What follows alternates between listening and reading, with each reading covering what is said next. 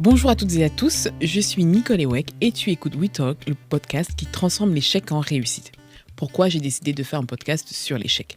Tout simplement parce que j'ai constaté, comme beaucoup d'autres, qu'en France, on n'a pas droit à l'erreur. Et pourtant, dans certains pays comme les États-Unis ou l'Angleterre, c'est un concept qui est complètement vulgarisé. Échouer, cela veut dire qu'on a essayé. Et quoi de plus beau dans la vie que d'essayer ? C'est la raison pour laquelle, avec We Talk, je prends les choses un petit peu à rebours. Je donne la parole à des personnes au parcours authentique, atypique, qui viennent me dire, et vous dire aussi, fièrement, comment ils ont transformé les épreuves, les difficultés, les défis de leur vie en opportunités pour réussir. Car qu'est-ce que la réussite ? Si ce n'est le fait de se relever quand on tombe et de rester en mouvement, quoi qu'il arrive. Tu souhaites rejoindre la communauté We Talk, ça se passe sur Instagram, LinkedIn et TikTok. Écris-moi, ça me fera tellement plaisir de te lire. Mon invité du jour, c'est un coach, un thérapeute. Il s'appelle Jonathan Kiakuba. Comment tu vas, Jonathan ? Très bien, très bien. Ça me fait plaisir d'être là avec toi aujourd'hui. Moi, je te remercie d'avoir accepté mon invitation. Très bien, merci. Merci à toi. En tout cas, je sais que tu as eu un parcours un peu folklore pour arriver jusqu'ici. C'est ça. Là, je suis encore le cœur qui le bat. cœur qui bat, ça redescend. Parce que Ça moi aussi, redescend. j'ai eu une journée très atypique aujourd'hui. Enfin, j'ai eu des problèmes de transport, de PC oublié. Enfin bref, je ne vais pas raconter ma vie. À We Talk, il y a avant que je te présente complètement officiellement ou que tu te présentes officiellement, il y a un passage obligatoire, c'est que je présente mes invités à mes auditeurs à travers un conte dont ils sont les héros. Est-ce que tu es prêt à écouter ton conte à toi ? Je suis prêt. Ah bon ? C'est la D'accord. première fois qu'on me fait ça, donc... Tu es allez. le héros d'un conte Disney. On va voir ça. Made in We Talk. Alors, Okay. Il était une fois un garçon timide, réservé, qui posait sur le monde un regard différent. Jonathan Kiakuba naît et grandit en Normandie, au nord de la France. Dès son plus jeune âge, il comprend qu'il n'est pas tout à fait comme les autres. Là où les enfants autour de lui courent, jouent, rient sans se poser de questions, Jonathan, lui, s'arrête. Il observe. Il ressent chaque sourire, chaque silence, chaque larme semble laisser en lui une empreinte. Il capte les émotions des autres comme un écho amplifié. C'est une bénédiction, mais c'est aussi une tempête qu'il ne sait pas vraiment maîtriser. À la maison, ses parents l'aiment profondément, mais son hypersensibilité les déroute. Pourquoi leur fils pleure-t-il soudainement sans qu'il puisse comprendre ce qui l'a touché ? Pourquoi pose-t-il des questions auxquelles ils n'ont pas de réponse ? Ils voudraient l'aider, mais ils se sentent maladroits, impuissants parfois. Ils espèrent que l'école lui offrira une structure, des repères, des amitiés qui calmeront son agitation intérieure. Mais l'école n'apporte pas la délivrance attendue. Bien au contraire, les bruits des classes, les règles inflexibles, les attentes rigides, tout devient une agression pour Jonathan. Sa curiosité naturelle et son envie d'apprendre différemment sont perçues comme de l'indiscipline. D'où lui viennent toutes ces questions, pensent ses professeurs. Pourquoi ne peut-il pas juste se conformer ? Alors on le punit, on l'étiquette. À leurs yeux, il devient ce garçon turbulent et insolent, incapable de s'intégrer. Rapidement, Jonathan entre dans une spirale. Malgré son intelligence évidente, ses résultats scolaires ne suivent pas. Il décroche un peu plus chaque jour. À la maison, ses parents s'inquiètent, mais ils n'ont pas les outils pour l'aider. Comment soutenir un enfant qu'ils peinent eux-mêmes à comprendre ? Ils le veulent fort, mais ils ne savent pas voir la force qui grandit déjà en lui en silence. Le jour où Jonathan échoue à son bac, le poids de toutes ses attentes devient insupportable. Il se sent invisible, enfermé dans une cage construite par les jugements des autres. « Je suis un échec », se répète-t-il. Et si tout ce qu'ils disent de moi était vrai ? Il est perdu, sans boussole, incapable de se reconnaître dans le reflet que lui renvoient les autres. Mais parfois, c'est au fond du désert qu'on entend les voix les plus claires. Pour Jonathan, cette voix vient de l'intérieur. Elle est faible au début, mais elle persiste. Elle lui dit qu'il n'est pas une erreur, qu'il n'a pas besoin de devenir ce qu'on attend de lui. Peu à peu, il commence à regarder son hypersensibilité sous un nouvel angle. Et si ce n'était pas une faiblesse, mais une force ? Et si cette capacité à ressentir intensément était un trésor qu'il n'avait pas encore appris à exploiter ? Alors il décide de se relever, pas pour prouver quoi que ce soit aux autres, mais pour lui. Il lit, il apprend, il travaille sans relâche. Chaque jour, il construit une version de lui-même qui lui ressemble davantage. Il comprend que ses émotions et son empathie sont des outils puissants. Il réalise que les autres sont des miroirs de lui-même. En écoutant leurs souffrances, il découvre les siennes. En les aidant à guérir, il s'apaise. Aujourd'hui, Jonathan est devenu un guide, un bâtisseur d'espoir, coach, auteur, éclaireur. Il accompagne ceux qui, comme lui, se sentent perdus dans un monde qui ne les comprend pas. Il leur montre que leurs failles sont des forces et que leurs sensibilités sont des super pouvoirs. À travers ses mots et ses actions, il leur apprend à se reconnecter à eux-mêmes et à voir enfin la lumière en eux. Comment t'as fait ça? C'est ma petite magie. Il y a des trucs que je t'ai jamais dit. Je sais pas comment t'as trouvé tout ça. Alors, c'est la Sur petite moi. magie de Nicole. Franchement, c'est beau, c'est bien écrit. Et en plus de ça, c'est bien trouvé parce que il y a beaucoup de choses que même moi-même, j'ai jamais parlé Ouais. de ce que t'as dit. Donc, je sais pas comment t'as fait, mais peut-être on va essayer je sais d'en savoir plus un peu, mais Ça, on va en parler en off. ok, ça On va dire que marche. c'est mes super pouvoirs. Non, mais en fait, j'aime bien m'intéresser aux gens en général D'accord. avant d'enregistrer un épisode. Et on va dire que c'est une capacité, voilà, une empathie. Voilà, on va dire que j'ai Mhm. une très, très, très grande empathie, c'est-à-dire j'ai la capacité à rentrer dans les chaussures des autres et à ressentir ce qu'ils ressentent. Donc, c'est un peu plus simple après pour moi d'écrire. Ok. Bon, en tout cas, je me suis bien reconnu dans ce texte et merci, parce que ça, c'est rare de se faire décortiquer. J'ai l'habitude de moi le faire, donc. Ouais. Bon, bah écoute, on va faire donc, on va commencer dans le vif du sujet. Est-ce que toi, tu peux te présenter? Moi, j'ai dit, je t'ai offert ce cadeau, un peu comme une espèce de tableau, une vision, moi, que j'ai perçue de toi. Toi, qu'est-ce que Mhm. tu dis de toi? Moi, en général, quand je parle de moi, enfin, les gens me connaissent sous la casquette coach, thérapeute, etc. Mais quand je parle de moi, je peux pas dissocier ma famille. D'accord. C'est-à-dire que je suis, au-delà d'être ce que je suis et qu'on connaît, je suis aussi un père de famille.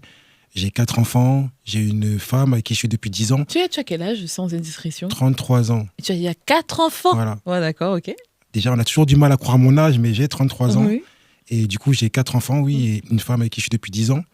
Donc, je trouve que c'est ce qui me correspond le plus pour me caractériser. Après, il y a la casquette coach, thérapeute, auteur, tout ça, mais ça, c'est un peu le superflu. D'accord, ok. Et on va essayer de mettre quand même le contexte pour que les gens comprennent qui tu es. Tu es un enfant hypersensible, enfin surdoué.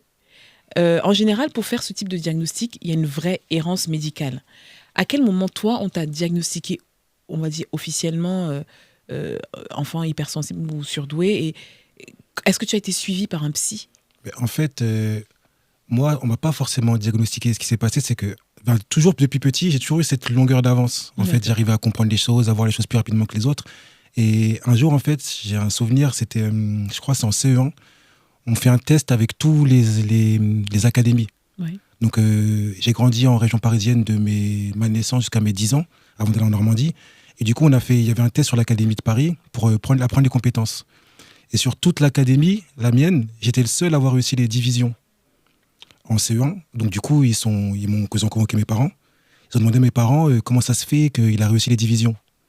Du coup, on m'a posé des questions. J'ai dit, bah, je sais pas, j'ai trouvé ça avec logique. Je me suis dit, si on fait ça, comme ça, c'est logique. Donc, du coup, à partir de ce moment-là, on a commencé à se poser des questions si j'étais surdoué ou si j'avais des capacités supérieures à la moyenne. Et je me rappelle de ce maître qui m'a dit une phrase qui, je pense, a été une phrase qui m'a beaucoup impacté dans ma vie, aussi bien positivement que négativement. C'est qu'il m'a dit, ce garçon-là, s'il continue comme ça, il va tout réussir dans la vie. Et en fait, à la fois, c'était une bonne chose parce que ça m'a permis de prendre confiance, mais à la fois, ça a été le début de ma chute. Parce que je me suis dit, en fait, j'ai rien à faire, moi. Je suis déjà en avance, les gens, ils voient quelqu'un comme quelqu'un d'intelligent, du coup, j'ai rien à faire. Et en fait, de ce jour-là, on a commencé à me coller l'étiquette du surdoué. Donc, j'ai sauté une classe, j'ai avancé, j'étais toujours premier, toujours en avance sur les autres. Et du coup, à partir de ce moment-là, j'ai eu cette étiquette de la personne qui va toujours tout réussir. Donc, on n'a pas fait de diagnostic clair, mais on a eu cette vision-là. Et on s'est dit, lui, il a un avantage, une avance que les autres n'auront pas. Parce que, par exemple, je me rappelle que j'ai appris à lire et écrire tout seul, entre guillemets. C'est-à-dire, quand j'avais 4 ans, je m'amusais à essayer de lire. Et puis, ma mère me disait, mais non, tu peux pas. Du coup, je me suis dit, bah, attends, je vais prouver que je peux. Et comme, je sais pas, comme disait papa, je me disais, bah, j'entends le P, le A. Et du coup, j'ai réussi un peu à lire tout seul à 4 ans, avant même de rentrer en CP. Eh ben. Du coup, c'est ce genre de choses qui ont fait dire aux gens que j'étais sûrement surdoué. Après, dans ma tête, je me suis dit, j'ai pas besoin de diagnostic pour savoir que j'ai un avantage, un avance sur les autres. Donc, c'est plutôt comme ça que mon histoire s'est créée à ce niveau-là. D'accord, ok. Donc, en fait, finalement, c'est des paroles positives qu'on t'a dites qui ont entraîné ta chute. Enfin, permets-moi de comprendre, hein. C'est-à-dire que tu as pris la confiance et personne ne t'a fait comprendre que là, mon cher, pour réussir, il faut travailler dur. En fait, c'est ça, c'est que quand j'ai entendu cette phrase-là, Oui. je me suis dit, en fait, c'est-à-dire que moi, j'ai rien à faire. Ah oui, d'accord. C'est-à-dire que si on me dit qu'en fait, ce garçon, il va tout réussir, c'est-à-dire que j'ai rien à faire pour réussir. C'est ce que je me suis dit en grandissant, donc je me suis arrêté à cette idée-là. Et en plus de ça, comme tu as parlé de l'hypersensibilité, j'avais en moi un sentiment où, en fait, tout ce que je voyais autour de moi, je le captais, je le ressentais. Oui. Ça veut dire que si quelqu'un croit en moi, je le ressens, si quelqu'un est triste, je le ressens, et j'ai ce don que j'appelle l'ultra-empathie. Ça veut dire être capable de vraiment ressentir les gens et me mettre, comme tu as dit tout à l'heure, hein, là je me suis reconnu un petit peu dans ce que tu as dit, Oui. c'est de se mettre dans les baskets des gens. Et ça, c'est quelque chose que j'ai eu depuis petit. Et quand tu as cette capacité-là, en plus de ça, tu as une intelligence peut-être développée, surdéveloppée, ton cerveau, il a du mal à se canaliser. D'accord. Du coup, forcément, quand j'entreprends quelque chose, je réussis, tout va bien, mais quand je réussis pas, tout va mal. D'accord. C'est-à-dire quoi? Ça veut dire que quand tu rates quelque chose, c'est comme une espèce de tempête à l'intérieur de toi. À la base, quand j'étais plus jeune, maintenant, Oui. j'ai réussi à canaliser ça, Voilà, mais quand j'étais plus jeune, c'est vraiment... l'échec, pour moi, était perçu comme... c'est pas possible. Moi, je suis Ok. pas censé échouer. Ah waouh! Et c'était toi-même qui t'étais mis cette pression-là tout seul? Je pense que c'est un peu de l'environnement. Tu sais, on est des Africains. Ça veut Ouais. dire qu'on a des parents qui sont toujours durs, en général, Ouais. et qui nous mettent surtout une pression au niveau de l'école, de la réussite. Donc, j'avais cette pression-là déjà de base. En plus de moi, ce ressenti-là. Donc, du coup, j'avais cette pression naturelle. D'accord, ok. Et aujourd'hui, comment tu vis, comment tu ressens comment tu maîtrises ton hypersensibilité aujourd'hui en tant qu'adulte? Aujourd'hui, c'est devenu pour moi un don et maintenant je suis vraiment light avec ça. C'est-à-dire c'est léger, c'est calme. C'est quand je veux ressentir, je ressens. Quand je veux pas, je veux pas. Et comment on fait? Parce qu'en fait, le problème, c'est comment Parce on que fait. moi, je suis une hypersensible. Mais moi, j'ai eu un problème et j'en parlais la dernière fois avec quelqu'un, c'est que à force d'être trop hypersensible, Oui. je suis devenu hyposensible. Oh wow. C'est-à-dire qu'en fait, je me suis tellement forgé une carapace Oui. que malgré moi, j'ai fermé les valves en fait de mes sentiments et mes émotions. Du coup, j'ai tais mes émotions à moi pour ne pas ressentir celles des autres. Donc c'est devenu en fait un fardeau inverse. Et aujourd'hui là, je suis un petit peu dans une sorte de thérapie personnelle pour retrouver cette sensibilité envers moi-même, Oui. mais tout en gardant le côté où j'arrive à ne pas ressentir trop les autres. D'accord, en fait, tu te protèges parce que cette vague d'émotions là, c'était devenu quoi, ingérable? C'était ingérable. Quand j'étais jeune, je pleurais beaucoup, par exemple. Oui. Aujourd'hui, quand je dis ça, les gens qui me disent, moi, pleurer, dans leur image, c'est quelqu'un de dur, de froid, insensible. Donc, ils me voient comme quelqu'un, c'est impossible. Quand il m'arrive un truc, je rebondis toujours. En fait, j'ai cette image aujourd'hui d'homme à qui il peut rien arriver. Ok. Mais parce que avant ça, en fait, j'ai beaucoup pleuré, j'ai beaucoup été seul dans ma chambre, à me Tes poser parents, des questions sur le ils monde. étaient au courant de ça? Que tu pleurais beaucoup? Oui et non. C'est-à-dire que, comme on nous dit chez nous, il faut être fort. Surtout un homme. Hein. Voilà, faut être dur. C'est-à-dire que si je pleure, mes parents n'ont jamais eu le rôle de non, faut pas pleurer. D'accord. Mais c'était plus non, sois courageux, sois fort, sois dur, etc. Donc du coup, cette partie-là de moi, ils la rejetaient un peu, sans forcément dire que c'est mauvais de leur part, parce qu'au final, ils ont fait que ce qu'on leur a appris eux-mêmes. Mais ils le rejetaient un peu. Du coup, j'ai appris à moi rejeter cette partie de moi. Et aujourd'hui, qu'est-ce que tu dis à tes enfants? Aujourd'hui, moi, je m'efforce de leur dire d'être libre dans leurs émotions, de ressentir les choses. Mais des fois, on est forcément pris par nos propres blessures. Oui. C'est-à-dire que pour moi, c'est un combat avec mes enfants, de les voir grandir et de les laisser respirer là-dessus. Il D'accord. faut dire les vérités. Hein. J'ai beau essayer de grandir, d'apprendre et de comprendre, mais des fois, c'est quand même compliqué. Ok. Et est-ce que tu as un enfant qui te ressemble, toi? Est-ce que quand tu en vois un, tu te dis, waouh, c'est moi quand j'étais petit? Est-ce qu'il y en a un qui est comme toi? En fait, il y a la plus grande. Oui. Elle, c'est ma belle-fille. C'est-à-dire que quand j'ai rencontré ma femme, elle avait déjà un enfant. D'accord. Et je l'ai rencontrée, elle avait peut-être 3 ou 4 ans. Aujourd'hui, elle en a 14. Et en fait, notre lien, il s'est fait de manière forte parce qu'elle me ressemblait plus à moi qu'à son père dans le comportement, dans le caractère.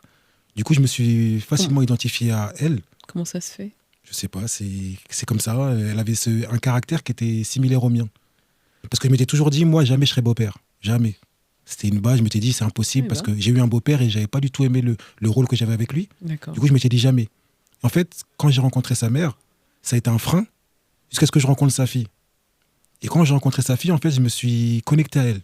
J'ai vu, enfin, elle avait la même vie que moi, ses parents sont séparés, du coup, elle devait apprendre à vivre avec un beau-père. Et c'est comme si moi, je devais faire mieux que ce que mon beau-père avait fait.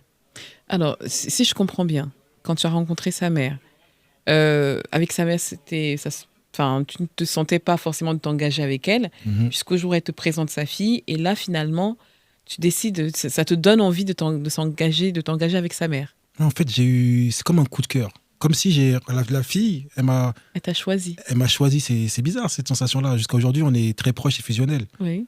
Et pour moi, c'est comme ma fille. Et ce lien-là, on l'a eu d'entrée. En fait, je me suis vu en elle parce que le caractère, elle est têtue, elle est bornée comme moi. Elle a aussi cette intelligence surdéveloppée où elle comprend vite les choses, elle est rapide, elle est empathique. Et d'ailleurs, elle est aussi dans le développement personnel. Elle m'aide beaucoup. C'est aussi une ambition qu'elle aimerait aussi suivre mes traces. Donc, on a vraiment ce lien depuis petit où on se suit et elle a ce côté où elle est proche de moi sur ça. Donc, l'enfant qui te ressemble le plus, c'est l'enfant avec qui tu n'as pas de lien de sang. Voilà. Oui, ben, après, les autres, ils sont encore petits. Oui. Mais je vois aussi beaucoup de choses. Ma fille à moi, la première à moi, Oui. elle a beaucoup de similitudes avec celui que j'étais avant. C'est-à-dire très sensible, très à l'écoute, très hypersensible. C'est-à-dire qu'elle ressent vraiment les émotions, elle ressent vraiment les choses. Et du coup, elle est souvent en train de pleurer, souvent mal, parce qu'elle a beaucoup de questions existentielles, la mort, la vie. Et du coup, je me vois beaucoup en elle. Et je pensais que ça allait être plus facile, du coup, mais c'est le plus dur, parce que c'est essayer de la protéger sans la brider. De la protéger. Protéger dans quel sens? Protéger parce que, en fait, la voir souffrir de ce que j'ai souffert, j'ai envie de la protéger de ça. Alors, est-ce que c'est pour la protéger du regard des autres, la protéger de ses propres émotions?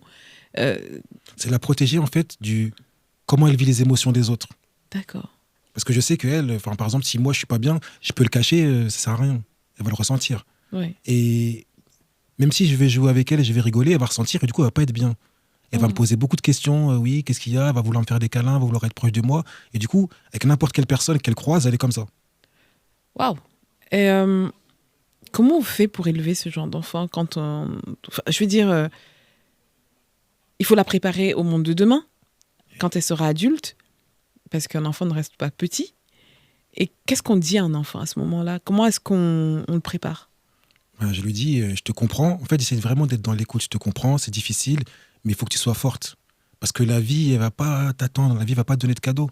Donc des fois, viens me voir à l'école, oui, on m'embête, oui, c'est compliqué. Justement. Oui. Et je lui dis, mais je comprends que ce soit compliqué, mais moi, je peux pas t'aider. C'est-à-dire, je peux pas toujours être là. Oui. Donc il faut que tu forges ton caractère pour essayer de combattre les gens qui vont essayer de te combattre. En faisant quoi? En s'affirmant, en montrant sa personnalité, en étant sûr d'elle.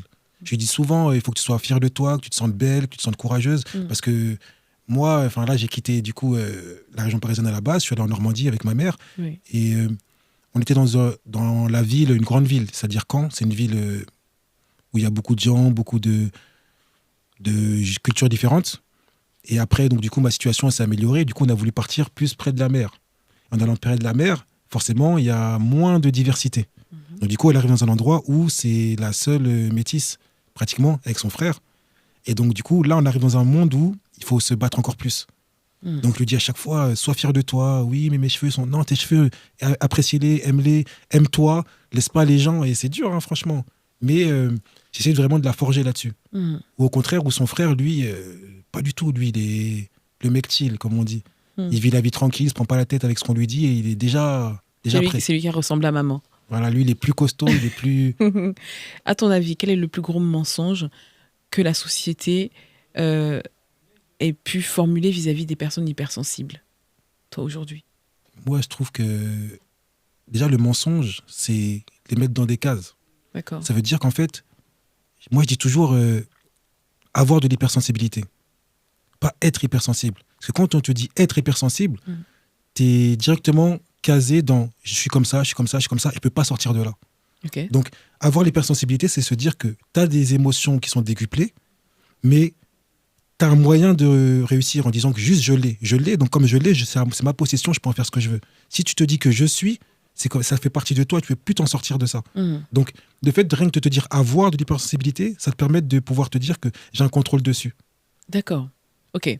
C'est-à-dire que tu décides que tu prends de la distance en disant j'ai de l'hypersensibilité, pas je suis hypersensible. Ça te permet de prendre de la distance avec finalement cette capacité que tu as. Mhm. Et donc, quand on prend de la distance, ça nous permet un peu de se regarder soi-même, de se regarder un petit peu de loin avec du recul et se dire, ok, c'est comme une espèce de bolide. Maintenant, comment est-ce que je fais Voilà. pour le diriger, si je comprends C'est bien. ça, parce qu'en soi, pour moi, c'est un pouvoir, c'est pas un fardeau. Mhm. Mais à la base, c'est un fardeau parce qu'on ne sait pas comment gérer ça. Mais quand on arrive à cerner le pouvoir que ça a, Oui, on est capable de... En fait, dans la vie, on ne peut pas se faire avoir. Parce que quelqu'un, il vient de parler, tu comprends directement ses intentions, parce que ton hypersensibilité t'a mis sur la même fréquence que lui. oui. Donc ça, pour moi, aujourd'hui, pour moi, c'est devenu un pouvoir. Mhm. Mais comme je dis, le revers de la médaille, c'est que la connexion avec moi-même, des fois, elle est cassée à cause de cette distance que j'ai trop mis face à ce pouvoir-là. D'accord. Ok. En tout cas, merci beaucoup pour ces explications qui, pour moi, sont beaucoup plus claires. À We Talk, on parle d'échecs, on parle de la capacité que l'on a justement à rebondir Mhm. sur ces échecs. Toi, quelle est ta définition de l'échec? L'échec, pour moi, c'est le processus de la réussite. En fait, c'est simple. Processus de la réussite. Ok. C'est grâce aux échecs qu'on arrive au chemin auquel on veut arriver.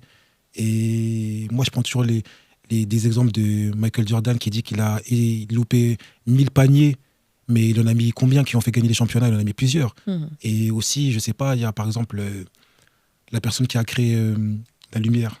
C'est qui déjà? Comment ça s'appelle? Edison? Edison. Oui. Il disait qu'il a tenté 1000 fois de le faire et c'est la 1001e fois qu'a marché. Ok. Donc, en fait, si on s'arrête sur l'échec en se disant que c'est une finalité, on n'arrive jamais au bout de ce qui aurait pu être la finalité réelle. Donc, pour moi, en fait, le seul échec, c'est l'abandon. Après, c'est une phrase bâton qu'on sort tout le temps. Mais le seul échec, c'est l'abandon. Et moi, c'est ça le message que j'ai envie de véhiculer, surtout à mes enfants. C'est que aujourd'hui, je suis là. Souvent, les gens, ils ont cette image-là de lui, il est là, c'est un petit peu un privilégié, il a réussi certaines choses, mais avant de réussir à arriver là où j'en suis, je suis passé par énormément de choses. Énormément de galères, énormément de remises en question, énormément de dévalorisation. Mhm. Et c'est grâce à ça que j'en suis où j'en suis. Justement, en termes de galère, ou quel est le plus gros échec que toi tu es... Gros échec. Gros échec que toi tu as vécu et grosse galère que tu as vécu et sur laquelle tu as pu rebondir. Et comment est-ce que, et comment est-ce que tu as rebondi derrière? Moi, je dirais les galères que j'ai subies, pour moi, c'est au niveau de l'image de moi que j'ai dû forger. Oui. Ça veut dire que quand on est hypersensible, on vient d'un milieu pas forcément aisé, quand, par exemple, on arrive en Normandie, je suis arrivé en Normandie, j'avais quoi? J'avais 12 ans, j'avais sauté une classe, donc j'étais le plus petit, j'étais le seul noir. Il y en avait, ils n'avaient jamais vu de noir de leur vie. Mhm. Ça veut dire que j'arrive dans un milieu où je suis étranger, je suis bizarre pour les gens, et je dois faire ma place. Et je me rappelle que pour eux, je suis pas normal. Donc ça commence à essayer de m'analyser, de me chercher des problèmes et d'essayer de me stigmatiser. Oui. Donc j'ai dû franchir essayer de devenir quelqu'un dans un milieu comme ça. Je me rappelle que par exemple, ils avaient décidé que je m'appellerais Mamadou. Je m'appelais plus Jonathan. Oh, waouh! C'est mon prénom sera Mamadou à partir d'un moment. Et puis, en fait, je devais vivre avec ça en 12 ans et me dire qu'est-ce que je fais? J'accepte ou j'accepte pas ça? Et j'avais pas Et forcément. t'ont rebaptisé Mamadou. Ouais, c'était mon prénom. Enfin, Et je devais vivre avec ce nom-là en me disant que c'était comme ça. Et le plus dur, c'est pas forcément ce que eux ils disaient, c'est que personne autour disait quoi que ce soit. C'est-à-dire que les professeurs, rien, tout le monde ils disaient allez, laissez-le tranquille, mais c'était tout. Et j'avais même subi du racisme des professeurs. ok. Par exemple, j'ai une anecdote dont je me rappelle, c'est que on était à la piscine. Oui. Et nous, tu sais, quand on est à Paris, on n'a pas forcément la piscine, nous, on ne va pas forcément la piscine avec l'école. Donc du coup, quand j'arrive là-bas, ils allaient à la piscine depuis le CP. Donc moi, je ne sais pas forcément nager. Et je suis allé dans le groupe des gens qui ne savent pas nager. Et la prof de sport, elle commence à dire, s'il n'arrive pas à nager, c'est normal. Parce que les Noirs, ils ont une musculature qui est différente, qui font qu'ils ne peuvent pas nager, etc. Donc moi, déjà, j'étais tout petit, tout frêle, et j'ai dit, quelle musculature? Elle dit, regardez, par exemple, elle me prend, elle me dit, saute dans le grand bassin. Je lui dis, je peux pas, je sais pas nager. Elle fait, si, vas-y, t'inquiète, saute. Je saute comme ça, parce que forcément, comme on dit, T'as un professeur, t'as une entité supérieure qui te demande de le faire, t'y vas, je saute, et puis je commence à couler. Et puis elle dit, regardez, vous voyez, il peut pas nager parce que sa musculature est comme ça, et puis elle me laisse couler comme ça dans l'eau. Mais attends, c'est pas possible. Et puis après, elle me rattrape et dit, voilà, et elle explique à tout le monde. Donc tout le monde après commence à rigoler, à se moquer de moi. Et en fait, quand tu vis ça, pour construire ton image et construire en tant qu'homme, c'est compliqué. Wow.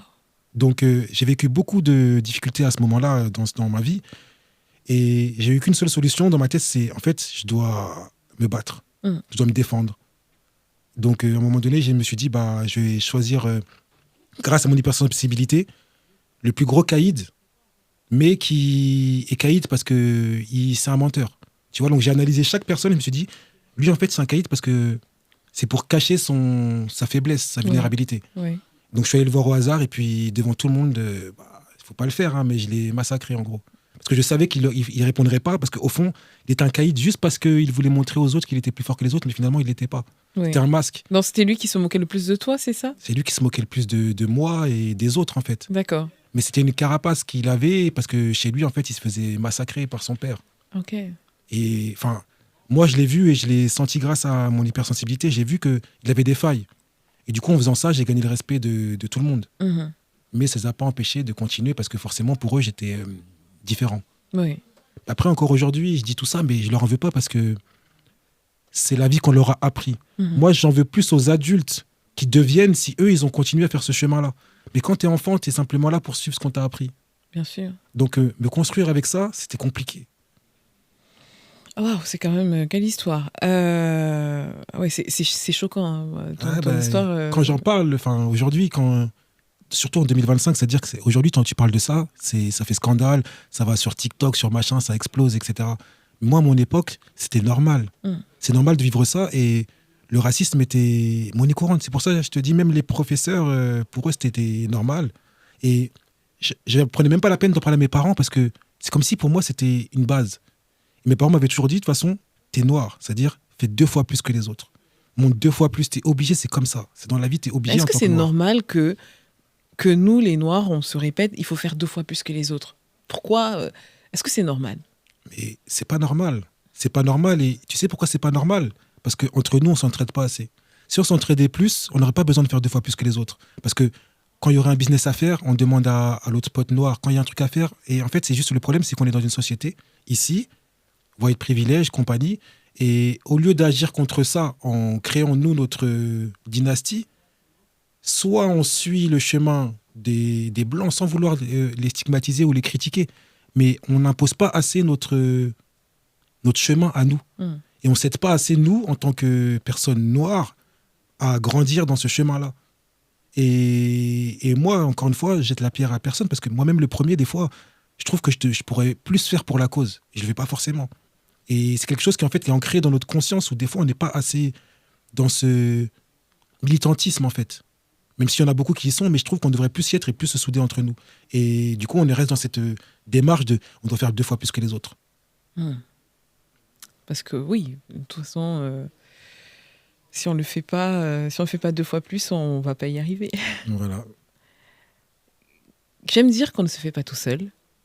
Parce que je laisse là la méditation, c'est comme chacun prend ce qu'il veut et il va réfléchir. J'aime dire qu'on ne se fait pas tout seul et que dans notre parcours, il y a des détracteurs, il y a des personnes donc, qui nous poussent dans nos retranchements et finalement, c'est parce qu'il y a l'adversité qu'on arrive aussi à grandir, à se dépasser, à dépasser ses propres limites. Il y a la rencontre fortuite, c'est-à-dire, ça peut être une personne, des personnes, une situation que l'on vit, quelqu'un avec qui on discute et il ne se rend même pas compte. Mais cette conversation, cette situation fait que notre destin change un petit peu son cours. Et puis, il y a la personne Providence. C'est la personne qui croit en nous plus que parfois nous-mêmes et qui nous ouvre la porte là où personne d'autre ne l'aurait fait. Quelle est la pire situation? Je ne sais pas si c'est la situation que tu viens de parler, mais la pire situation dans laquelle un détracteur ou des détracteurs t'ont mise? La pire situation, on m'a mise dans ma tête. J'ai plein de moments où je me suis senti rabaissé ou pas bien. Je me rappelle d'une phrase que, pareil, un professeur m'a dit et qui a été un déclencheur pour moi, pour là où j'en suis. C'était en prof de physique, il me semble, en seconde. Et je sais plus, comme d'hab, plus concentré. Moi, à l'école, à la fin, c'était juste pour rigoler avec les copains, etc. J'avais plus forcément cette idée de réussite. Et en fait, ce professeur-là, à un moment, il m'a dit toi, dans tous les cas, au vu de commenter, ça sert à rien de vouloir aller plus loin. Tu peux déjà postuler au chômage. Oh, wow. En plein cours comme ça. Et en fait, aussi bien ce qu'on m'avait dit en CE1, ça a eu un impact pour me dire j'ai rien à faire.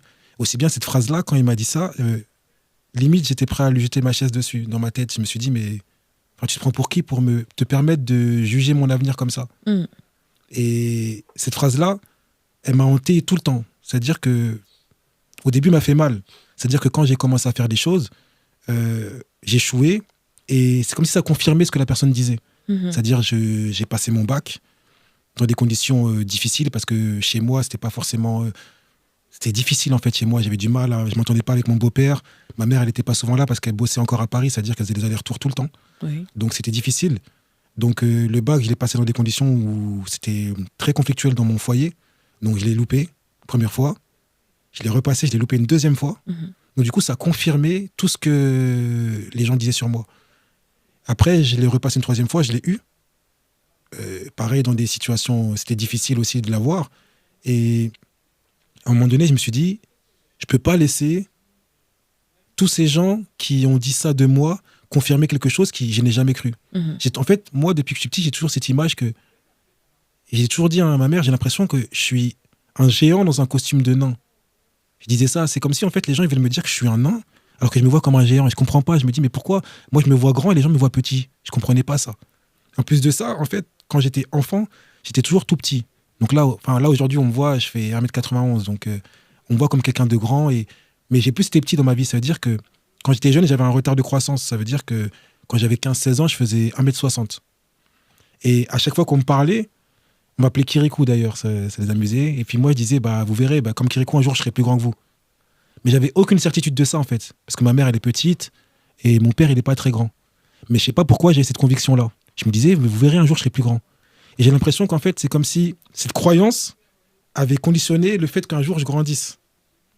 Et du coup, j'ai eu un moment, un événement, c'est que je me suis cassé le poignet à 16 ans et je suis allé chez le médecin. Et le médecin il m'a dit, mais t'as quel âge?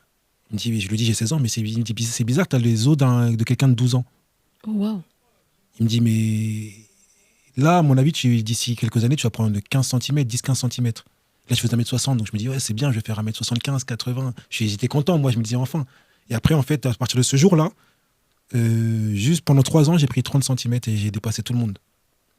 Et dans ma tête, c'est ces événements-là qui m'ont fait croire au fait que toutes les phrases qu'on m'a sorties, là, tu vas finir au chômage, ou t'es un moins que rien, t'es un bon à rien, je me suis dit, en fait, regarde, quand je veux croire en moi, il n'y a personne qui peut m'arrêter. Même sur un truc, au final, qui n'est pas possible. Je ne peux pas grandir de mes propres moyens, j'ai réussi à le faire.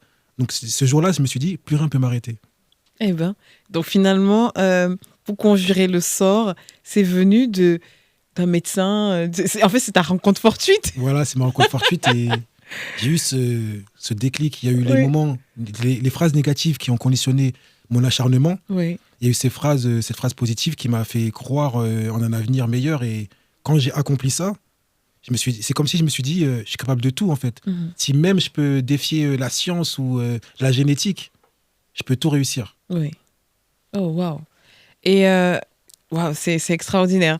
La personne providence, parce que du coup, c'est la rencontre fortuite, c'est donc ce médecin qui te dit cette phrase, il ne se rend même pas compte, il ne sait même pas, mais ça déclenche quelque chose juste d'extraordinaire dans ta vie et qui se réalise. Du coup, c'est comme une espèce de prophétie autoréalisatrice qui s'est réalisée. La personne providence. Je dirais, moi, c'est le moment où j'ai rencontré ma femme. Oui. C'est elle qui a été le déclic de tout. Ça veut dire qu'en fait, c'est la première personne qui m'a vu et m'a pris déjà comme j'étais. C'est-à-dire que j'avais rien, quoi. J'avais 22 ans, j'étais à la fac, mais j'y allais sans y aller.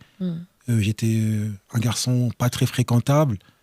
J'étais pas très sérieux comme garçon. Et malgré ça, elle m'a pris comme j'étais, elle m'a accepté. J'avais pas d'argent. Je me rappelle d'ailleurs d'une anecdote, on en parlait il n'y a pas longtemps avec elle, c'est que Un jour, je lui avais dit, bah, tiens, j'ai trouvé 10 euros dans ma poche, on va se faire un McDo, on va se le partager à deux. Et du coup, elle me dit, bah ouais, pas de souci. Et rien que le fait qu'elle me dise pas de souci et qu'elle accepte ça, alors que, voilà, je me dis, les femmes, elles ont besoin qu'on leur montre qu'on est là, qu'on fait des choses pour elles. Et je me disais ça à cette époque-là. Et j'en étais au McDo à manger notre McDo à deux et je l'ai regardé, je lui ai dit, franchement, merci et je te promets qu'un jour, l'argent sera plus un souci pour nous. Je lui ai dit cette phrase-là. Et je lui disais, et la dernière fois, je lui disais, regarde maintenant, tu vois, on a une maison, on est au bord de la mer. Il dit, tu te rappelles ce que je t'avais dit à l'époque, l'argent sera plus un souci pour nous. Et du coup, j'ai réalisé ça. Et tous ces moments-là, toutes ces personnes-là, et en particulier ma femme, ça a été un levier pour moi pour me dire, en fait, dès que j'ai un objectif, il faut que je l'accomplisse et que je le réalise. Ouais. Et c'est comme si, en fait, j'avais en moi la certitude que mon avenir, il était tracé, en fait. Oh. Donc, à chaque fois que j'avais une idée en tête, je me disais, si j'ai cette idée-là, elle est dans ma tête, c'est que je peux réussir. Donc, je dois trouver juste le moyen de réussir. Eh ben, dis donc, en tout cas, c'est une bonne manière de voir les choses, c'est une bonne manière de s'auto-motiver, de s'auto-coacher, de se dire que de prendre ce qu'il y a de positif, les choses positives qui nous arrivent, de les capitaliser de cette manière pour pouvoir se forger son mindset. Se dire que même si on t'a dit des choses négatives, il y a aussi du positif dans ce... Enfin, il y a des gens qui te croisent ton chemin, te disent quelque chose de positif, bah, ce sont des graines que l'on plante, en fait, que l'on sème dans ton subconscient. Bah, prends-en conscience et puis essaie de grandir et d'aller le plus loin possible. Tu es coach sur des relations amoureuses, coach de vie. Ouais, j'attendais cette partie. Tu as rencontré la femme de ta vie. Malheureusement, il y a des gens, parfois, cependant, pas forcément malheureusement, il y a des gens qui se disent parfois qu'ils ont rencontré l'homme de leur vie, la femme de leur vie, mais qui, après, déchantent pour X ou Y raison, mais qui tombe dans une forme de dépendance affective. C'est-à-dire que tu te dis, tu as rencontré la personne que tu attendais, ton âme sœur, j'en sais rien moi, et tu te donnes à fond, jusqu'à ce qu'à un moment, finalement, peut-être cette personne s'en va, ne te donne pas autant d'amour, d'affection que tu souhaiterais. Il y a une forme de dépendance affective qui se crée.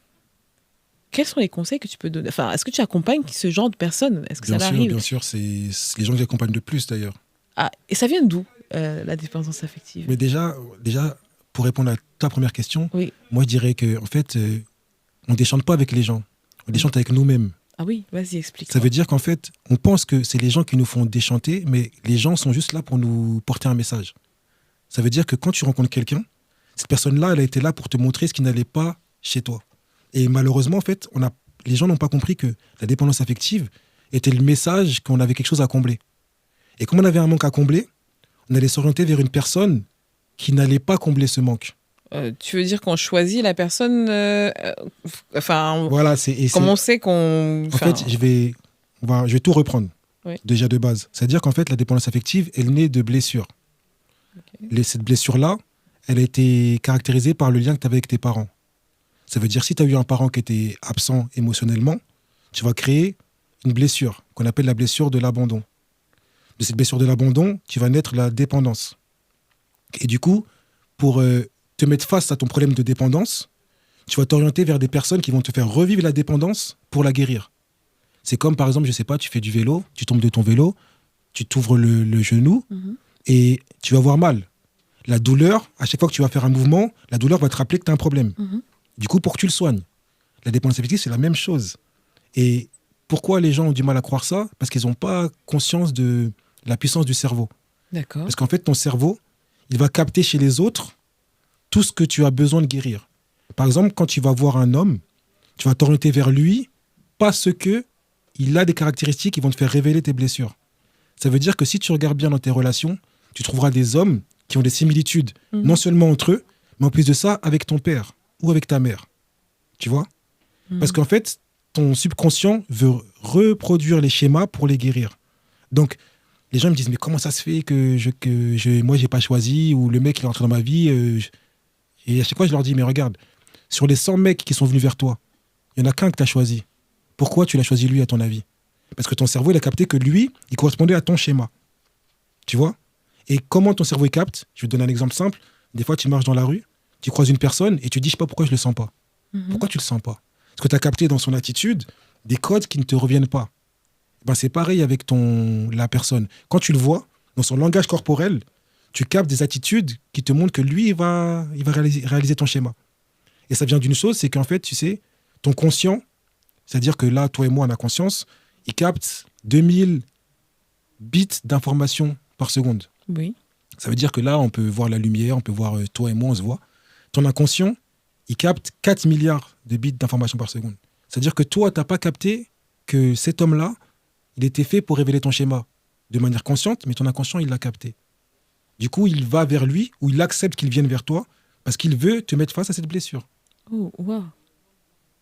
Et comment on fait donc pour sortir ou pour éviter ces schémas-là? Ben, c'est exactement là où j'allais en venir, c'est que du coup, déjà, comprends ça. C'est-à-dire qu'il y en a plein, ils sont là, ils ont répété 10 fois cette même relation. 10 fois, ils ont eu la dépendance affective. L'autre, il est parti, ou il a trompé, il a machin, et ils se concentrent encore toujours sur les hommes. Les hommes sont comme ci, les hommes sont comme ça. Mais non, regarde, à chaque fois que tu rentres dans une relation, tu vis la même chose. Tu vis la même chose parce que c'est comme quand j'ai dit tout à l'heure, tu as une blessure au genou. À chaque fois que tu te lèves, tu ressens ta blessure. Parce que ton corps veut te montrer que tu dois guérir ta blessure.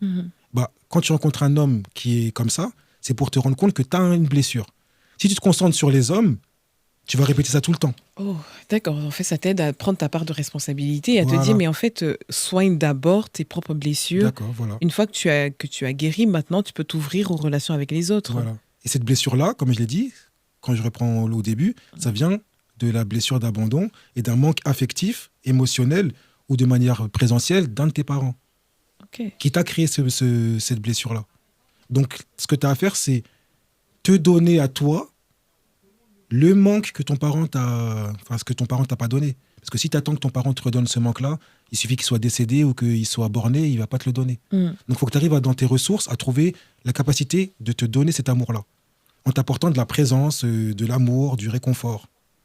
Et quand tu feras ça, en fait, tu n'auras plus besoin des miettes de l'autre. Et comment on fait pour apprendre à s'aimer soi-même? Est-ce qu'il faut se répéter des mantras je suis belle, je suis beau, je suis intelligent? Comment on développe l'amour de soi? Déjà, les mantras, ça ne fonctionne que si tu y crois. C'est-à-dire que si tu dis je suis belle, mais tu ne trouves pas belle, ça ne marchera jamais. Et souvent, ce qu'on voit aujourd'hui sur les réseaux sociaux, les coachs, machin, ils vont toujours te dire répétez-vous, faites-vous des phrases motivantes, mais ça ne sert à rien. Ça sert à rien. C'est comme si moi, je dis je suis millionnaire, je ne vais pas le devenir. Mais c'est quand tu vas croire une chose. Déjà, il faut croire. Je suis belle, crois-y d'abord en faisant des choses pour te rendre belle. Je ne sais pas, on peut faire des séances photos pour se trouver belle dans certaines circonstances, essayer de se regarder plus souvent, de faire des coiffures qu'on aime, un style qu'on aime. Et quand on va s'imprégner de ça, on peut commencer à avoir des phrases positives et se dire qu'on est belle. Mais pour moi, la base de se valoriser, ça passe par se connaître. Quand on connaît ce qu'on aime, ce que l'on veut, ce dont on a besoin, on va petit à petit commencer à se donner de l'amour. Parce que par exemple, je sais pas, on va dire que tu as un travail où tu te sens pas bien. Tu restes. Du coup, ton cerveau, il comprend que tu t'aimes pas assez pour partir. Du coup, tu ne peux pas t'aimer. Donc des fois, il faut faire l'action qui va te permettre de t'aimer. C'est-à-dire, tant pis, même si je me retrouve en galère, je m'en vais. Et là, ton cerveau, il enregistre. Ok, elle a compris un truc. Du coup, je lui donne un peu plus de capacité d'amour. Wow. Le cerveau, c'est comme un gros ordinateur, en fait. Il fonctionne juste pour notre bien. D'accord.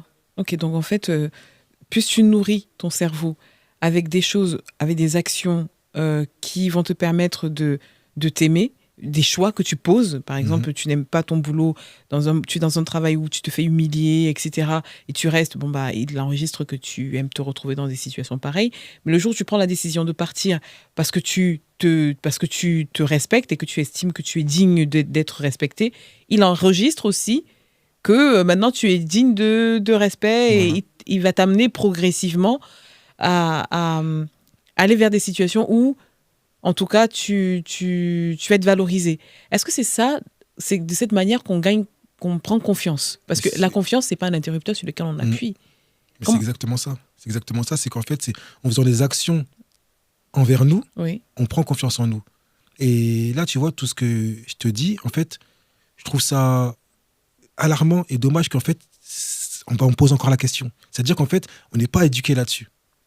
En fait, là, j'ai dit simplement 10% de ce que je pourrais dire sur le sujet, parce que c'est comme si je te parle de maths, de finances, d'immobilier. En fait, malheureusement, on n'apprend pas tout ça. Et ben, moi-même, je l'ai appris à mes dépens. C'est-à-dire que j'ai dû me rechercher, j'ai dû apprendre pour réussir à construire tout ça. Mais c'est des choses qui devraient être enseignées partout, parce que sans cette connaissance-là, en fait, on est voué à l'échec. Parce que si tu n'as pas conscience que c'est tes blessures qui conditionnent toute ta vie, tous tes choix amoureux, tous tes choix, peu importe tes choix, tu ne pourras jamais réussir à les résoudre et aller mieux dans ta vie. Et ça passe par la quête de sa valeur. Et la quête de sa valeur, ça passe par se dire, qu'est-ce que je veux faire pour moi? Qu'est-ce que j'aime? Qu'est-ce que j'ai besoin de quoi? Je désire quoi? Et malheureusement, souvent, on va faire passer nos besoins en retrait au profit d'un patron, au profit d'un mari, d'amis, même d'enfants. Alors que peu importe ce qu'on donne aux autres, on doit toujours se donner un peu plus. Un peu plus. Et c'est comme ça qu'on arrive à l'amour de soi et à la confiance en soi. Écoute, je le prends pour moi aussi. Hein. Merci pour ces conseils. D'ailleurs, tu sais, il y a eu cette affaire-là, pour rebondir un petit peu sur l'actualité, de cette dame qui a cru à un moment entretenir une relation avec Brad Pitt. Toi, tu en as pensé quoi? Alors que finalement, c'était juste un gros scam qui a permis, en fait, dans lequel elle a perdu 800 000 euros. Toi, qu'est-ce que tu en as pensé en tant que coach? Déjà, moi, ce que j'en ai pensé, c'est qu'il ne faut pas lui jeter la pierre, parce que, en fait, des femmes comme elle, ou même des hommes comme elle, il y en a des centaines. Elle s'est fait arnaquer 800 000, mais il y en a qui se font arnaquer un appartement, un prêt, une voiture, etc. Et en fait, ce que j'en ai pensé simplement, c'est que elle avait un manque à combler. J'ai fait une vidéo d'ailleurs dessus, où elle avait un manque à combler. Et ce manque-là, elle a voulu le combler avec quelqu'un qui lui donnait ce qu'elle n'avait jamais eu. En fait, quand on est dans la dépendance affective ou dans le manque affectif, on a l'habitude d'avoir les miettes. Les miettes tout le temps, qu'on nous donne des miettes, et on est content parce qu'on n'a tellement pas l'habitude de manger que quand on a des miettes, on les prend. Maintenant, quand tu as quelqu'un qui te donne même pas des miettes, c'est qu'il te donne un buffet, tu vois, tu te dis, attends, le buffet, je vais le prendre forcément. Il me donne des choses, en plus de ça, il est célèbre, il est connu. Moi, j'ai ce besoin-là. J'ai un mari qui est millionnaire, qui, lui, il me calcule pas, il me regarde même pas. Et j'ai l'autre qui m'envoie des poèmes et qui me fait des phrases. En plus de ça, c'est une grande star. Et en fait, on vit dans l'utopie. Elle vit dans l'idylle. Dans le fond, elle savait que c'était pas vrai. Mais tu crois qu'elle savait que c'était pas vrai? Je pense qu'elle savait que c'était pas vrai, mais elle nourrissait l'espoir que ce soit vrai. Elle nourrissait l'espoir que ce soit vrai. Et du coup, elle s'abandonnait à ça. Elle prenait plaisir à vivre avec ça. Et à un moment donné, elle s'est laissée dépasser par la situation. Ça veut dire qu'en fait, elle payait pas pour Brad Pitt. Elle payait pour ce que Brad Pitt lui donnait. C'est différent. Tu vois? Ça veut dire qu'à un moment donné, le brouteur, il leur peut dire, en fait, je suis pas Brad Pitt, je suis une autre personne, montrer un autre visage. Parce qu'il lui donnait quelque chose qu'elle n'avait pas, elle était prête à payer pour ça. C'est pour ça que dans le fond, cette arnaque-là, les gens, ils en rigolent parce que c'est gros, c'est bête. Ça a l'air gros, oui. Mais au final, des filles comme elle, il y en a des milliers, des hommes comme elle, il y en a des milliers. Sauf que c'est sur d'autres sujets. Moi, j'entends des histoires tous les jours de femmes et d'hommes qui se font avoir sur des trucs, sauf qu'ils n'ont pas 800 000 euros à dépenser. Ils n'ont pas 800 000 euros à donner. Mais j'ai déjà vu j'ai prêté 30 000 euros, j'ai fait un crédit pour lui, j'ai acheté une voiture pour elle. Il y en a tout le temps. Mais maintenant, ça a été médiatisé. Elle a voulu se mettre sur la place publique. Maintenant, les gens en rigolent, mais les gens qui en rigolent, ils vont le vivre aussi, je le pense. Certains. Où ils l'ont vécu. Ils se disent que eux, c'est pas une vraie arnaque, alors que parfois, la vraie arnaque, c'est être avec quelqu'un qui te dit je vais changer, alors que cette personne ne change jamais. Mais c'est pire que tout, parce que cette personne, elle te prend quelque chose qui est plus précieux, c'est le temps. Exactement. Et là, au moins, c'est de l'argent, mais c'est du temps. Et moi, ça m'a un peu scandalisé, cette histoire, parce que je sais ce que c'est que être sous l'emprise de quelqu'un, je sais ce que c'est que se sentir plus bas, rabaissé, plus bas que terre, quoi. Voilà. Et quand moi j'ai vu les moqueries, les gens qui rigolent sur Internet, je me dis, mais personne n'est à l'abri. Hein. C'est la société d'aujourd'hui. Maintenant, tout le monde a envie de rigoler de tout le monde parce que personne n'est bien avec soi. Donc, comme tu n'es pas bien avec toi, tu as besoin de rire du malheur des autres. Mais pourquoi on se retrouve dans ce genre de schéma? On se retrouve dans ce genre de schéma parce que, comme je l'ai dit tout à l'heure, en fait, tout ce que je viens d'apprendre là, que je viens d'éduquer sur la dépendance, sur l'amour de soi, sur les blessures, on l'apprend nulle part. Moi, pour te le dire, j'ai dû l'apprendre, j'ai dû chercher, j'ai dû creuser. Et comme on l'apprend nulle part, on est en train de créer une société qui perd toutes ces valeurs-là. Avant, on avait d'autres codes, d'autres dogmes et d'autres valeurs qui faisaient que, en fait, peu importe, même si tu souffrais, bah, on créait des familles quand même. C'était pas de consommation. Maintenant, avec les réseaux sociaux, tout ce qui se passe sur d'autres choses, il y a des plateformes, etc. Il y a des trucs, il y a de l'argent facile. Bah, maintenant, on a créé l'amour comme du business. Les relations comme du business. D'ailleurs, toi, en tant que coach, tu penses quoi des sites de rencontres? Sites de rencontres, j'ai toujours proscrit, moi. Ah bon? Pourquoi? Toujours proscrit parce que déjà, il y a des études qui montrent que déjà, j'avais vu quoi déjà? Une relation sur deux c'est un échec. Oui. Un truc comme ça, même plus. Je ne sais plus c'est quoi les stats, il faudrait que je les retrouve. Mais en gros, c'est impossible de trouver l'amour sur les sites de rencontres. C'est-à-dire ceux qui le trouvent, c'est très rare. D'accord. Maintenant, dans ceux qui le trouvent et qui se marient, le taux de divorce, il est énorme. Et en fait, j'avais vu une émission là-dessus qui montrait qu'en fait, leur but à eux, c'était pas de faire des couples, c'était juste de créer des interactions. Ça veut dire qu'ils poussent à l'interaction, ils poussent à la consommation, ils poussent à ce que tu reviennes à chaque fois.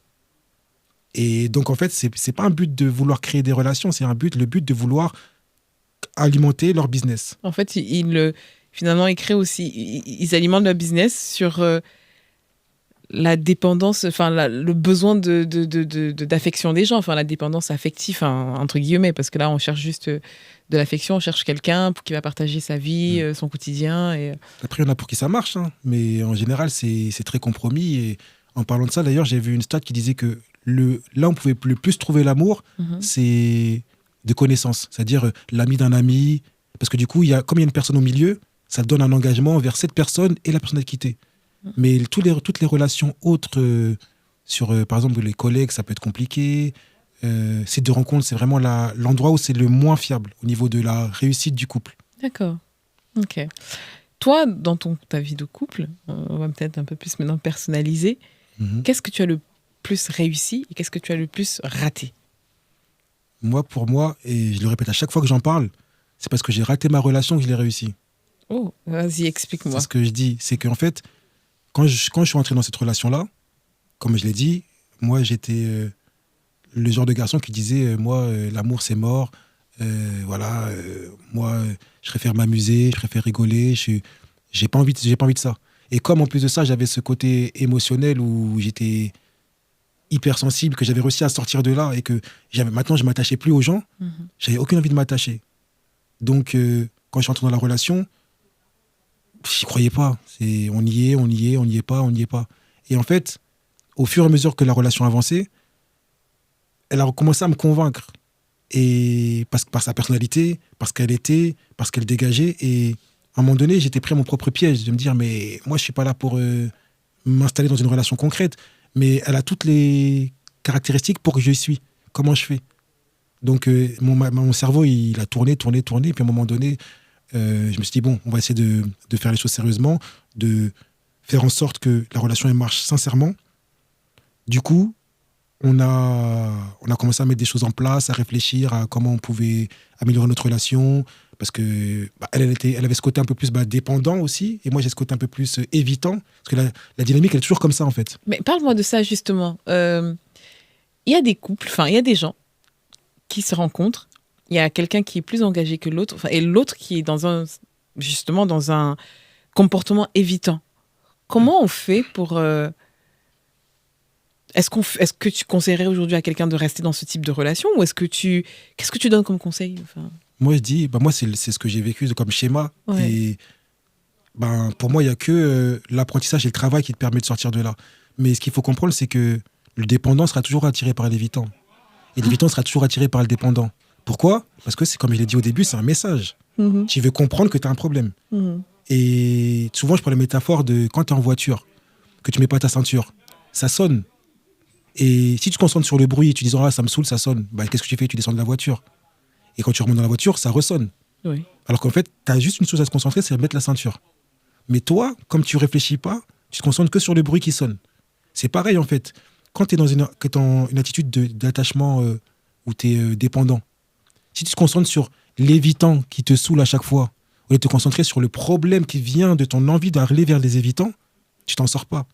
Faut pas se concentrer sur la personne qui est en face parce que tu peux lui dire « Ah, c'est bon, lui, j'en ai marre, je le dégage. » Il y a un mec qui va arriver, il va arriver tout beau, tout joli, et lui, il va être différent, ah ben c'est bon, j'ai trouvé, tu vas être bien avec lui, tu vas t'avancer, et après, au bout de X temps, quand tu vas rentrer ton cœur, changement, tu vas pas comprendre. Parce qu'encore une fois, tu es rentré dans la voiture, et tu as roulé avec sans ceinture. D'accord. Et toi, comment tu as fait pour... toi, en tant qu'évitant, qu'est-ce qui s'est passé? Ben moi, en fait, j'ai compris que aussi bien le dépendant que l'évitant, ils sont sur la même fréquence. Ça veut dire que le dépendant, il a un manque affectif qu'il veut combler. L'évitant, il a un manque affectif qu'il veut éviter. Ça veut dire que l'évitant, en fait, il a peur de s'attacher parce qu'il a peur d'être abandonné. Okay. Donc, il ne veut pas s'attacher. Donc, plus l'évitant, plus le dépendant va le coller, plus il va fuir parce qu'il va se dire, il ne faut pas que je m'attache. Et quand il voit que le dépendant s'en va, il veut revenir. Parce que, du coup, c'est comme une prophétie qui se réalise. Il dit, mais voilà, elle m'abandonne, donc il faut que je revienne. Et en fait, il joue, fuis-moi, je te suis, suis-moi, je te fuis, fuis-moi, je te suis. Parce qu'en fait, ils ont tous les deux le même message. Sauf qu'il y en a un qui va être dans la dépendance et qui va avoir ce rôle souvent, l'autre qui va être dans l'évitement, qui va avoir ce rôle souvent. Mais en fait, ils ont le même parcours de vie, les deux. D'accord. Donc en fait, la base, c'est de se dire que on a tous les deux un problème. Quel est-il et comment le solutionner? Et ça passe par, comme je l'ai dit, aller comprendre l'origine de ce problème-là. Et en général, c'est un parent qui n'a pas été présent. Et encore une fois, il faut réussir à comprendre comment ce parent n'a pas été présent et comment combler le manque affectif de ce parent-là. Donc moi, ça passe dans toutes les thérapies que moi j'ai créées, où là, on n'a pas parlé encore, mais sur mon livre où j'ai écrit vraiment la dynamique de comment réussir à changer ces schémas, quitter la dépendance affective, à travers mon histoire à moi, comment dans ma relation de couple, moi, en 10 ans, j'ai réussi à casser ce schéma-là. D'accord, ok. D'ailleurs, ton livre, il sort quand? Il sort du coup, là, normalement, sorti, c'est mars. Donc, D'accord, très bientôt. Donc, bientôt, là, à la FNAC, courez. Et voilà, c'est quoi le titre du bouquin? Harmonie, la cicatrisation des blessures. Ah, waouh, ça promet. Donc, tu donnes là des recettes, des clés. Voilà. Donc, en fait, j'explique tout le concept des blessures, qui est déjà connu par beaucoup. Et j'ai ajouté mes concepts à moi, notamment les pansements, où j'explique comment penser les blessures qui ont été créées. Et après, comment les cicatriser. Et donc, dans cette histoire-là, je parle de moi, comment j'ai fait, la dynamique de couple que j'ai eue, comment j'ai réussi à franchir les choses, comment le lien de mes parents a eu une incidence là-dessus. Et par la même occasion, pour ne pas que ça concerne que moi, j'ai créé des personnages fictifs pour que chacun puisse s'identifier à quelqu'un et comprendre à travers lui comment il a vécu. Et après, j'ai parlé d'autres sujets, comme par exemple les traumatismes, comme il peut y avoir, la maltraitance, les agressions, la perversion avec un père narcissique, et comment réussir à vaincre ces problématiques-là. Ah oui, ça promet. J'espère que tu vas me dédicacer mon bouquin. Pas de souci. Parce que j'ai hâte qu'il sorte et que je puisse le lire. Si aujourd'hui on veut se faire coacher par toi, donc ton domaine d'expertise, c'est les relations amoureuses, c'est les blessures d'enfance. Les blessures d'enfance, tu as dit. Et si on veut se faire coacher par toi, comment ça se passe? C'est simple. Soit on va sur mon site internet, peu importe, on m'écrit. D'accord. Soit on m'écrit, soit on prend rendez-vous directement sur mes pages. Il y a tous mes liens possibles. Et en général, ce que je fais, c'est soit tu fais une séance découverte, c'est-à-dire qu'on se voit pour 30-45 minutes, on discute, ou soit on fait une séance classique d'1 heure, et là, on part plus en profondeur. Et en général, les gens sont toujours surpris parce que, comme je l'ai dit, moi, le pouvoir que j'ai d'empathie fait que première séance, j'ai déjà cerné la personne et ils me disent comment t'as fait pour me comprendre, me connaître alors que tu me connais pas. Parce que j'ai appris avec le temps à cerner toutes les petites choses qui ont été créées par l'enfance et comment les personnes, de par leur position, leur posture et la façon dont ils me disent les choses, ce qu'ils ont vécu. Donc en général, la première séance, elle est assez impressionnante en général. D'accord, ok. Et pour toi, c'est quoi un bon coach ? Pour moi, c'est un bon accompagnateur déjà. Parce que moi, j'ai commencé en tant que coach, parce que je n'avais pas forcément de certification. J'ai fait une licence de psychologie. Et puis, comme les études, ce n'est pas fait pour moi, j'ai stoppé. Et donc, du coup, quand tu n'as pas forcément le diplôme, tu es simplement coach. C'est-à-dire, n'importe qui peut être coach. Aujourd'hui, on en voit partout des coachs. Oui. Donc, j'ai commencé comme ça. Mais ensuite, pour avoir En fait, j'avais envie de me dire que j'ai pas envie que les gens me posent la question qu'est-ce que je fais ou mes certifications. Mais je me suis dit, il faut que je me mets tellement à la page sur les choses qu'on n'est même pas à me demander. D'accord. Donc j'ai commencé à me former partout, j'ai commencé à faire des certifications avec des écoles de coaching, etc. Et à un moment donné, maintenant, je suis devenu plus thérapeute que coach. Parce que j'ai créé des thérapies brèves qui permettent du coup de solutionner ces problèmes-là. Le coach, il va t'accompagner et le thérapeute, il va créer des outils nécessaires pour t'accompagner. D'accord. Ah oui, d'accord. Ok. Merci pour la nuance, de m'apporter la nuance. S'il fallait donner un mot au Jonathan qui avait raté son bac, qu'est-ce que tu lui dirais aujourd'hui? En fait, tu sais, c'est marrant parce qu'il n'y a pas longtemps, j'ai vu une vidéo qui disait le passé, il existera toujours et le futur, il a toujours existé. Il a toujours existé, pourquoi? Parce que le présent n'existe pas. Chaque fois qu'on est dans le présent, c'est le futur, toujours le futur. En fait, à chaque fois qu'on avance, on est toujours dans le futur. Donc en fait, le futur, il a toujours existé. Et moi, je dis toujours que l'homme que je suis aujourd'hui, le Jonathan que je suis aujourd'hui, c'est lui qui a donné la force au Jonathan que j'étais avant. Ça veut dire que c'est comme si quand j'ai loupé mon bac, j'ai tout loupé. Celui que je suis aujourd'hui, il disait déjà au petit, t'inquiète pas, on va y arriver.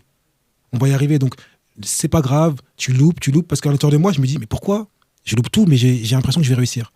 Et en fait, je me suis dit, c'est parce que le futur, il a toujours existé. C'est-à-dire qu'en fait, moi, j'étais déjà en train de donner la force à ce petit-là. C'est comme si, en fait, on est connecté tout le temps. On est toujours connecté. Et c'est comme si moi, en fait, là, aujourd'hui, à 30 ans, j'ai l'image de moi à 40 ans, et cette image-là de moi, elle me donne cette énergie d'atteindre ce cap-là.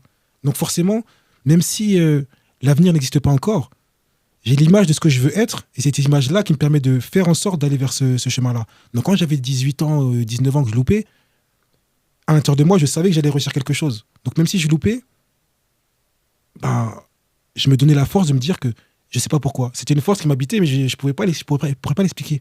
C'était en moi. Je savais que j'allais réussir. Donc, moi, j'ai rien à lui dire à ce Jonathan-là, parce qu'en fait, il savait déjà. Waouh. Mais en fait, je vais te poser une question, parce que j'ai eu une conversation avec mon père cette semaine, ce week-end, et on parlait du libre arbitre. Est-ce que tu penses, avec ce que tu viens de dire, que finalement, l'être humain, il a le libre arbitre? Mais moi, je pense qu'il a le libre arbitre, mais je dis toujours qu'en fait, moi, il y a deux options. Oui. Soit je ressens, comme j'ai dit à 18 ans, ce que j'ai, et j'y vais, soit je ressens, mais j'y vais pas. Moi, j'ai choisi d'y aller. Ça, c'est mon libre arbitre. Mais il y en a plein qui, eux, ont ressenti la même chose que moi, mais qui n'y sont pas allés. D'accord. Ça veut dire qu'en fait, entre guillemets, c'est écrit, mais c'est pas dit que tu vas y aller. Okay. Ça veut dire qu'en fait, c'est comme si tu as la possibilité. Moi, mon max, c'est ça. Si je donne tout, j'ai ça. Oui. Mais si je donne pas tout, j'ai pas ça. C'est certain. J'ai rien. Donc au final, le libre arbitre, il existe. Le destin, il existe aussi. Mais le destin, c'est comment tu vas réussir avec ton libre arbitre à aller au maximum de ce que tu peux avoir. Et ça se trouve que là, moi, je me sens bien, mais c'est pas mon maximum de ce que j'aurais pu avoir à 33 ans aujourd'hui. Donc, c'est l'énergie que moi j'ai mis. J'ai donné de l'énergie pour essayer d'arriver là où j'en suis. Mais je sais qu'il y en a plein d'autres. Ils ont cette même voix en eux qui leur dit « tu peux réussir », mais ils l'écoutent pas. Donc, leur libre arbitre les a freinés, entre guillemets, parce qu'ils n'ont pas eu les ressources nécessaires pour aller au chemin où ils voulaient aller. D'accord, c'est plein de philosophie. Je prends ça et je vais aller écrire une rédaction. et écoute, je vais continuer avec mon père là-dessus. Parce que pour mon père et moi, on se disait, il n'existe pas de libre arbitre. Il n'existe pas de libre arbitre parce que, en tout cas, j'ai le sentiment que pour certaines personnes, ça n'existe pas. Justement, quand tu dis, mais je vois, j'avais 19 ans, même si on m'avait dit, oui, tu vas pointer au chômage, la force que de la visualisation, moi je sais pas d'où elle te venait, tu aurais aussi très bien pu ne pas y aller, mais cette force-là était suffisamment cette voix-là parlait suffisamment fort en toi pour que finalement tu ailles vers le Jonathan que tu es aujourd'hui. Et celui de 40 ans te parle suffisamment pour que tu marches vers lui. C'est-à-dire que pour moi, c'est un peu biaisé, tu vois. Mais si j'ai vu des potentiels ne pas accomplir leur potentiel, alors qu'ils avaient autant de feu en eux pour y arriver, tu vois. Ouais. Moi, tu vois, en fait, pour te donner... Pour moi, d'où ça me vient, ça vient d'un truc, c'est que mon arrière-grand-père, ma mère elle m'a raconté, avant que ma mère elle quitte le Congo, il lui avait dit, c'était un peu, tu sais, en Afrique, c'est toujours un petit peu de spiritualité, de machin, etc. Et lui, il lui avait dit, je ressens que tu auras un fils qui va changer le monde. Et du coup, ma mère, elle m'a élevé avec cette idée-là. Mon grand-père m'avait dit que j'aurais un fils qui changeait le monde. Donc, elle m'a dit ça petit. Et il y a eu un événement, en fait, quand j'avais 2-3 ans, qu'elle m'a raconté. On était à une fête, tous ensemble. Et à un moment donné, il y avait une poutre qui était en haut, qui est tombée. Et en fait, elle m'est tombée sur la tête. Et moi, je l'ai attrapée comme ça, en fait, à 2-3 ans, tu vois. Et on me dit, mais cette poutre-là, elle faisait quasiment ton poids, tu l'as attrapée sur ta tête et tout le monde se posait la question, mais comment tu as réussi à faire ça? Et elle me disait, et du coup, elle s'est convaincue dans son esprit que c'est parce que son grand-père lui avait dit que lui, il allait réaliser de grandes choses, donc il ne pouvait rien lui arriver. Et quand elle me dit ça, en fait, moi, quand je suis petit, que j'entends ça, dans mon esprit, ben, je suis obligé de réussir parce que je suis quelqu'un qui est touché par une prophétie dans mon esprit. Et donc, cette voix-là que j'avais en moi, plus que ma mère me disait sur ce que je vivais, bah forcément, ça m'a conditionné à toujours me dire que, de toute façon, dans tous les cas, je vais y arriver. Donc, c'est cet événement-là qui, pour moi, a conditionné la suite. Et même j'ai une autre anecdote qui me vient aussi, c'est, je me rappelle quand j'avais, pareil, 16 ans, je crois, bah, le jour où j'ai dit, je m'étais cassé les poignets. Quand j'ai dit, je m'étais cassé les poignets, le médecin m'avait dit que j'allais grandir, etc. Bah, comment je me suis cassé le poignet, c'est que chaque matin, quand j'allais à l'école, c'était à la campagne, c'est-à-dire qu'il n'y a pas de trottoir. On marche sur l'herbe, etc. Et puis, il y a une route qui passe, 90 km/h, les gens, ils passent à fond comme ça. Et c'était un matin, il y avait du brouillard. Il faisait noir. Et il y avait un chien tous les matins qui était de côté de sa barrière. Et moi, je l'embêtais tous les matins. Un gros staff énorme. Et ce jour-là, je passe. Et le gros staff, il est énervé, trop énervé. Du coup, il a cassé la barrière. Et il a couru vers moi, prêt à me bouffer. Et en fait, son maître, il l'a rattrapé à temps pour m'empêcher de le bouffer. Sauf que moi, je suis tombé, les deux mains comme ça, au milieu de la route. Il y avait du brouillard. La route comme ça qui passe, ça veut dire que les voitures passent tout le temps. Et moi, j'étais choqué, donc du coup, je suis un peu dans le gaz. Et tout d'un coup, je me rends compte que sur la route, je me lève, comme ça, un peu dans le brouillard, je passe, et là, une voiture qui passe 90 qui derrière moi. Donc je me dis, en fait, je suis passé à 2 secondes de me faire renverser. Et ça encore, ça m'a reconditionné à me dire, en fait, moi, il peut rien m'arriver. Il peut rien m'arriver. Et cet événement-là, c'est ça qui m'a fait dire, fais les choses, dans tous les cas, il n'y a pas de souci. Et ça, c'est un truc de... Je vois, c'est les croyances que tu te mets dans la tête et au final, bah... Mais au final, c'est ce que tes parents te disent. Voilà. Finalement, c'est la parole qu'on t'insuffle. Oui, c'est ce que tes parents disent de toi. Tu te construis avec cette idée-là. D'où l'importance de l'image que le parent a de son enfant, voilà. qu'il lui dise des paroles positives pour que demain, l'enfant prenne confiance en lui et qu'il se dise, quoi qu'il arrive, qu'il va y arriver. Et combien n'ont pas eu ça et auraient pu accomplir? C'est pour ça que moi, je crois en ce libre arbitre-là. Parce qu'au final, si mes parents m'avaient descendu, humilié, est-ce que j'aurais fait ce que j'ai fait aujourd'hui? Je sais pas. En tout cas, tu n'as pas choisi. Tu n'as pas choisi tes parents, tu n'as pas choisi le fait vrai, qu'ils allaient te dire. C'est Donc, vrai. en ça, parfois... en tout cas, c'est un débat. Hein. On laisse les auditeurs avec ça. On leur dit, allez, rédaction, envoyez-nous vos réponses. Dis-nous ce que vous en pensez. Parce que c'est très intéressant. En tout cas, Jonathan, on arrive à la toute fin de ce podcast.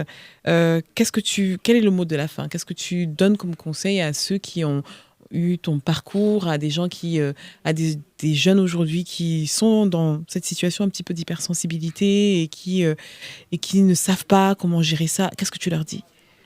Moi, je leur dis, faites. Ça veut dire que même si on ne croit pas aux choses, Oui. faites quand même. Essayez et lancez-vous. Parce que, comme on l'a dit tout à l'heure, l'échec, c'est un processus. Moi, là, je vous parle devant la caméra, etc. Et souvent, je donne cette anecdote-là. C'est qu'il y a 4 ans, appeler ma banquière au téléphone, j'arrivais pas. Ça veut dire que j'étais toujours mal à l'aise de parler aux gens au téléphone, de parler, etc. Donc, à un moment donné, je me suis dit, si je veux faire ce que je veux faire, je suis obligé de dépasser cette peur-là. Et du coup, je me suis dit, quand j'ai commencé les vidéos, je fais une vidéo, je la regarde pas, je la poste. Et puis après, on verra. Après 2, 3, 4, 5, et j'ai réussi à en faire plusieurs. Donc, en fait, même si on est bloqué par l'image, par les mots des gens, la seule chose à faire, c'est faire. Et en faisant, c'est comme ça qu'on va réussir à accomplir. Et si je peux donner un autre exemple, pour terminer, le jour où, par exemple, toi et moi, on s'est rencontrés, je faisais un podcast, etc. Et avant le podcast, je m'étais dit, à chaque fois que tu vas quelque part, tu parles jamais aux gens, en fait. Tu es toujours dans ton coin, etc. Essaye de sortir de ça un petit peu, ouvre-toi aux gens, parce que en fait, ça te fait perdre des opportunités, de pas oser aller vers les gens. Donc, je me suis dit, vas-y, tiens, il y a quelqu'un, je veux parler comme ça. Je teste, en fait, pour une fois, je tente. Et après, du coup, le feeling, il est passé, ça a accroché, etc. Et c'est pour te dire qu'en fait, au final, si j'étais resté bloqué dans ma croyance, je ne serais pas là devant toi. Non. Tu vois? Et c'est ça le plus important. C'est que j'ai fait une vidéo alors que j'étais pas capable de le faire à la base, ce qui m'a emmené à faire des podcasts. Je me suis dépassé en voulant te parler, ce qui m'a emmené à être là devant toi. Donc, il n'y a qu'une chose à faire, c'est faire. Ça se trouve, tu aurais pu me dire ah non, le feeling passe pas et puis on fait rien. Mais si j'ai pas osé, je l'aurais jamais su. Exactement. Et même si j'avais échoué, ça se trouve, la fois d'après, je serais tombé sur quelqu'un d'autre, ça aurait marché. Exactement. Donc voilà le message que je dirais pour la fin. Et à tous ceux qui veulent réussir une vie de couple épanouie, harmonieuse, qu'est-ce que tu leur dis? Je vous invite à m'écrire dans un premier temps, à lire mon livre dans un deuxième temps, mais plus sérieusement, je vous dirais, avant de vouloir être heureux avec quelqu'un, soyez heureux avec vous-même. Ouais. Ça veut dire apprenez à vous connaître, apprenez à connaître votre histoire, à vous estimer et à comprendre les messages derrière ce qui vous arrive. La responsabilité, moi, je parle toujours de ça. Quand quelqu'un te fait du mal, tu n'es jamais coupable. Par contre, tu es responsable de comprendre pourquoi on t'a fait du mal. Est-ce que tu as accepté trop de choses? Est-ce que tu as laissé la situation s'envenimer? Est-ce que tu aurais pu peut-être partir avant? Est-ce que, en fait, il y a beaucoup de choses, sans vouloir mettre la culpabilité sur les gens. On n'a pas de culpabilité dans le mal qu'on nous fait, mais on a la responsabilité de comprendre qu'est-ce qui nous est arrivé. Donc voilà ce que je dirais aux gens, tout simplement. C'est vraiment le mot parfait pour la fin. Mm. On est responsable que de la manière avec laquelle on gère ce qu'on nous a fait. Et d'aller creuser, en tout cas, c'est ce que je retiens, d'aller creuser les raisons pour lesquelles on est souvent dans certains schémas. Exactement. C'est aussi ça que je comprends. Ouais, il faut bien retenir la métaphore de la ceinture là, dont j'ai parlé. Oui, hein, on entend le bruit, ça fait le bruit, on se concentre sur le bruit au lieu de simplement de mettre la ceinture. Exactement. C'était le mot de la fin. Pour quelle raison est-ce qu'on écouterait cet épisode? Parce qu'il y a beaucoup de clés. Et pour la première fois, je pense, je parle de moi et je me confie. Ouais. Et pour ceux qui me suivent, je pense qu'il y a plein de gens qui me disent « Toi, tu parles pas assez de toi, etc. » Donc là, j'ai beaucoup parlé de moi, j'ai expliqué mon parcours. Mais je pense que même au niveau des gens qui ne me connaissent pas, apprendre sur ce que j'ai dit, qu'on devrait tous savoir, les relations, les schémas, les blessures qui sont là pour nous conditionner, tout le monde devait l'apprendre. Et je retiens que tu étais un évitant. Voilà, j'ai été un évitant. Est-ce que tu étais un évitant et tu es devenu un mari stable, voilà. Équilibré? C'est possible, c'est possible. Donc c'est possible pour ça, voilà. C'est pour ceux qui sont dans des relations avec des évitants. Voilà. Et donc pour ça, je vous invite à lire mon livre aussi, c'est important parce que dans mon livre, j'ai mis toutes les clés dedans. D'accord. Ok. Bah, écoutez, c'est le mot de la fin. On vous laisse là-dessus. Cet épisode est à retrouver sur toutes les plateformes d'écoute de podcast. Spotify, Deezer, Apple Podcast, Apple Addict, YouTube pour la version filmée. Et bien sûr, rejoignez la communauté WeTalk sur Instagram, LinkedIn et TikTok. Je vous souhaite une très très bonne journée ou soirée. En tout cas, portez-vous bien et à très bientôt. Bye bye.